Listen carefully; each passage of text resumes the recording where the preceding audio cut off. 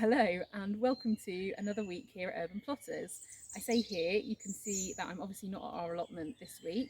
I'm out at one of our favourite local woodlands. It's the end of April here in the UK and I'm going to do a little bit of foraging for wild garlic. It's something that we do every year. We pick it, we go home and make a big batch of wild garlic pesto, which we can enjoy throughout the year. We freeze it. I'm on my own today because Sal is also in a band and they are out gigging. So come and join me and see how I get on harvesting.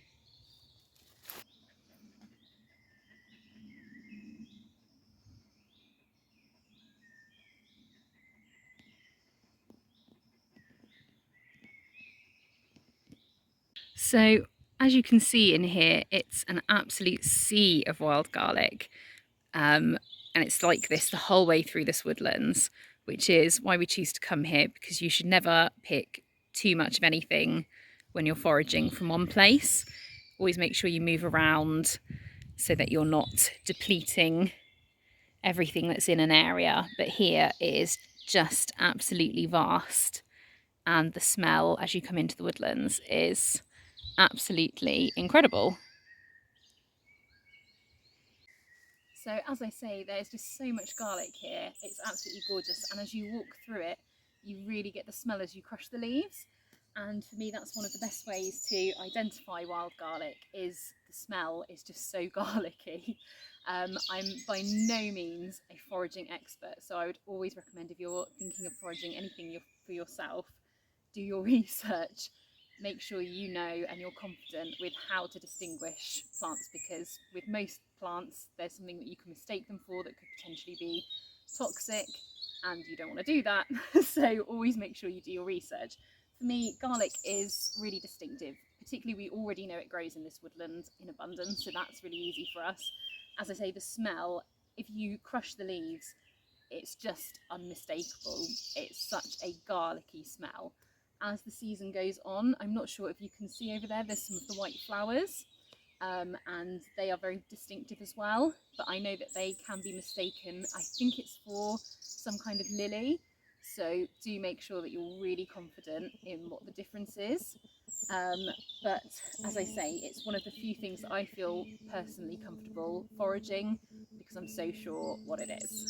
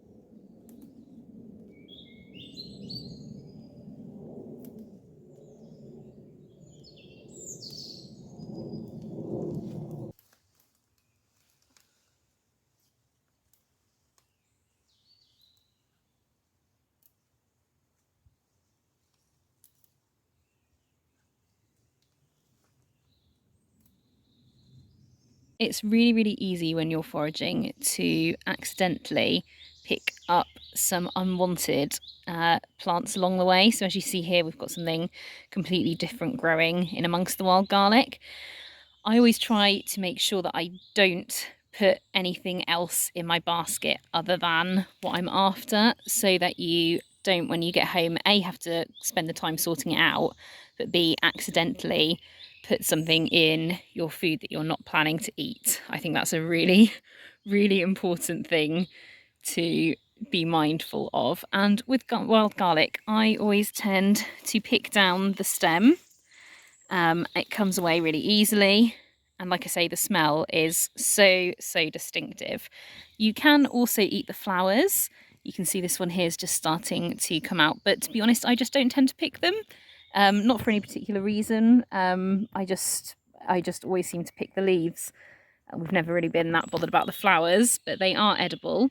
And I'll be moving around as I harvest to make sure that I don't take too much from the same area.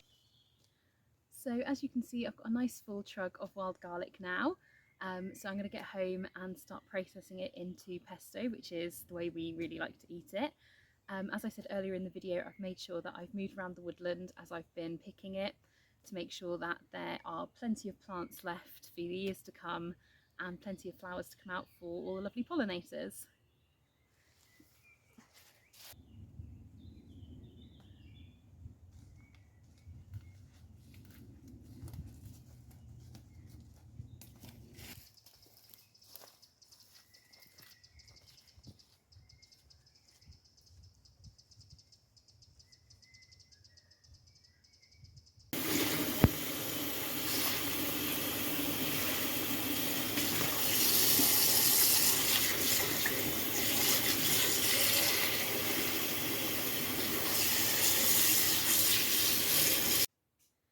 So I'm back home now and it's time to start making our pesto. I've given the garlic a soak and sink just as it had gone a little bit limp on the travel home, and I'll check the leaves as I put them into the mixer just to make sure that we haven't got anything on there, any bits of dirt or anything like that that we don't want in the food.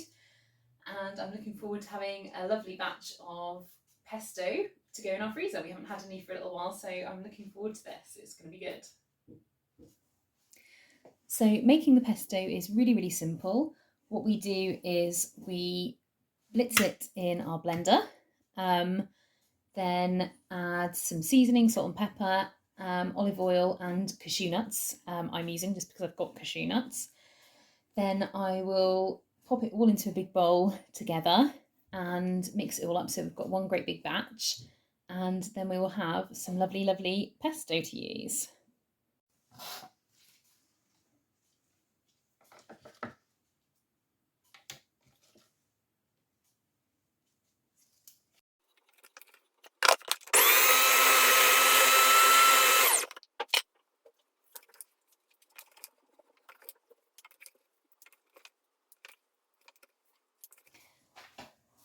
So now we've blitzed up the garlic, we're just going to add a little bit of seasoning.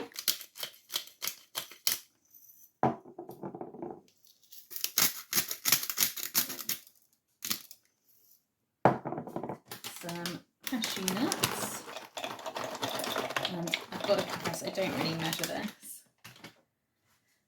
and a glug of olive oil.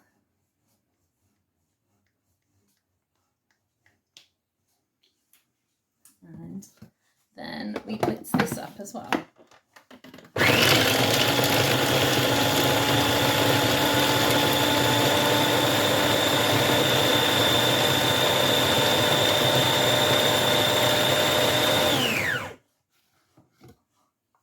And as you can see, we then have our delicious pesto, and the smell is just incredible.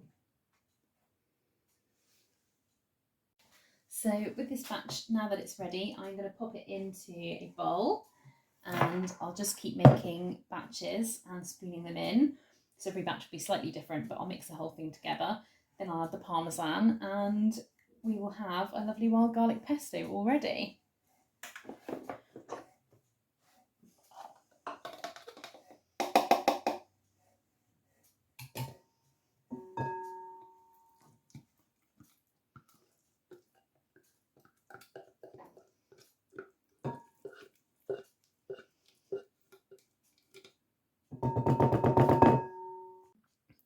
Okay, so I've just finished the last batch now, and as you can see, it's looking really delicious. So I'm just going to add this to the big bowl. You can see how much that made. We've got lots and lots of lovely pesto to enjoy, and that I think is going to keep us going for a year, I would have thought. It looks delicious. So So the only thing that's left for me to add now is a little bit of Parmesan cheese. So I'm going to grate that in. Then I think we are going to head off in our van to cook up some pasta and enjoy our lovely, lovely fresh wild garlic pesto.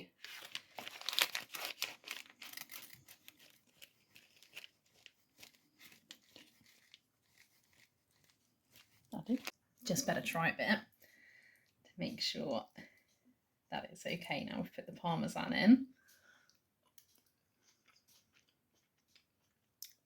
That's so nice. Yeah, that's lovely. I've put one portion of the pesto into a jar for us to have fresh. Hopefully we'll have that tonight, but if not, I'm sure we'll use that in the next couple of days. And then to freeze the rest, I'm going to put some into tubs to freeze, but also some I'm going to do little blobs like this and freeze them. Then when they're frozen, take them off the sheet and put them into a tub so that we can use them whenever we want, but we don't have to break up a whole tub or defrost a whole tub to use them.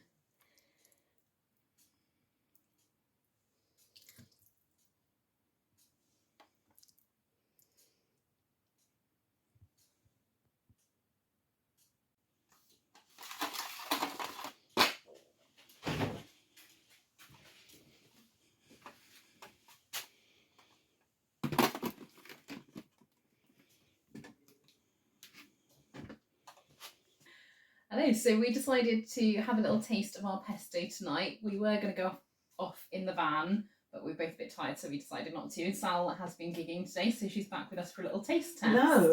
So we're going to have a little taste now. There we are for you. And for me. Go together. All right then. After 3. Yeah. 2, 3. Cheers. That's beautiful. Yeah. Really, really nice. It doesn't get much fresher than that. No. Oh, lovely. Picked this morning and got a whole, I imagine, quite a good year's supply, I reckon. Lovely, thank you. That's all right. We will see you in the next video. Bye, everyone. Bye.